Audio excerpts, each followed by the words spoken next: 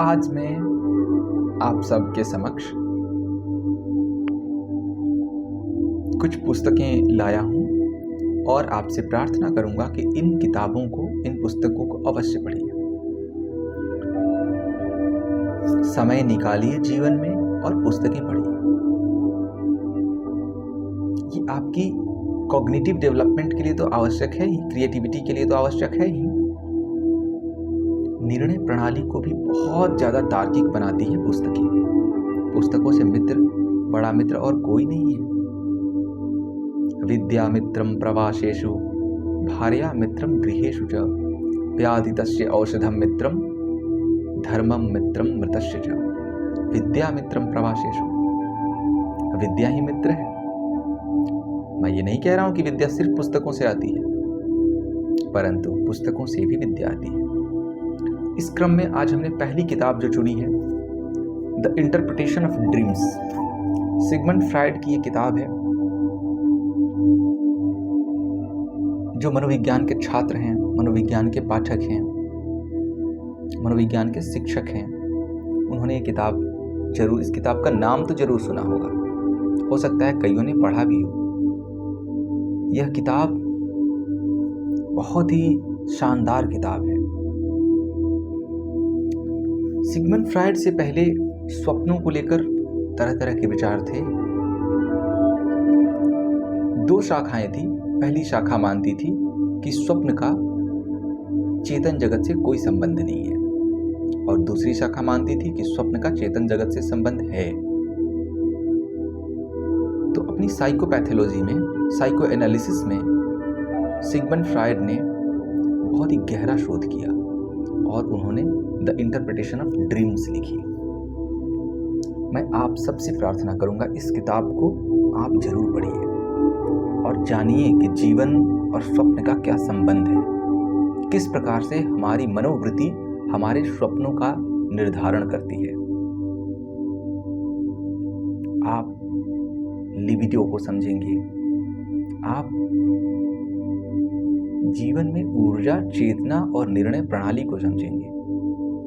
आप इसे जरूर पढ़िए। इस किताब को पढ़ने के पश्चात मैं आपको कार्ल जूंग से भी परिचित कराऊंगा, पर उसके पहले the interpretation of dreams by Sigmund Freud, इसका ट्रांसलेशन किया है ए ब्रिल ने। आप जरूर पढ़िए, क्योंकि जो फ्राइड थे उन्होंने अंग्रेजी में इसे नहीं लिखा है।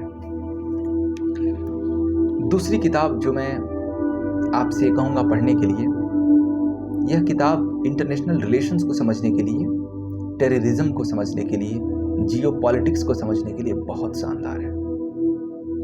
बिट्टू सिंह जी ने इस किताब को लिखा है। इस किताब का नाम है world top terrorist organisation and their major notorious act. World top terrorist organisation and their major notorious act.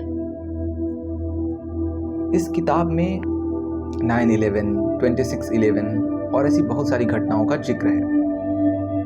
Al Qaeda, ISIS, Hizbul Mujahideen, इन सब का उदय, इंडियन मुजाहिदीन, वह कौन सी परिस्थितियां रही जिन्होंने इनके उदय का मार्ग सुनिश्चित किया।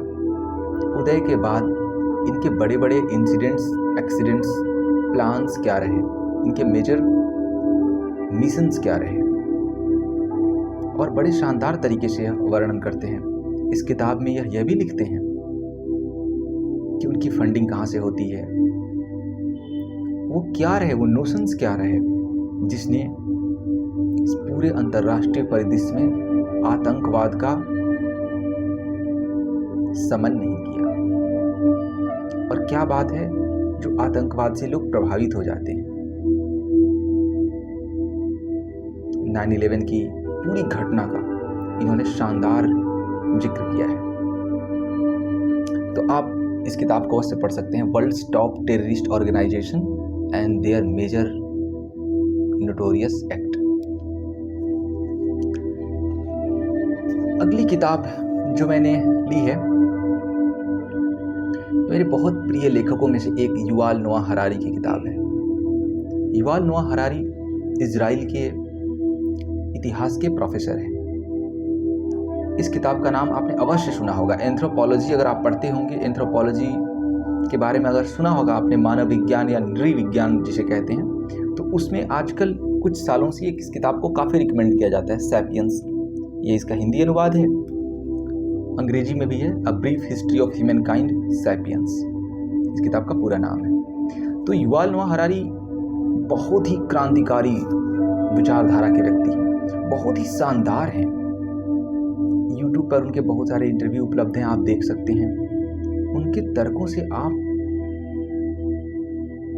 हिल जाएंगे। मैंने उनके कुछ इंटरव्यूज देखे थे, इतना शानदार आइडियोलॉजी पेश करते हैं, अलग अलग सेम सेक्स मैरिज पर, होमोसेक्सुअलिटी पर, फेमिनिज्म पर, पॉलिटिक्स पर, कॉन्फ्लिक्ट्स पर, ह्यूमन डेवलपमेंट पर, इवोल्यूशन पर। आपको बहुत आनंद आएगा। आज ये 3 किताबें मैंने आपसे कहा आप इसे जरूर पढ़िए।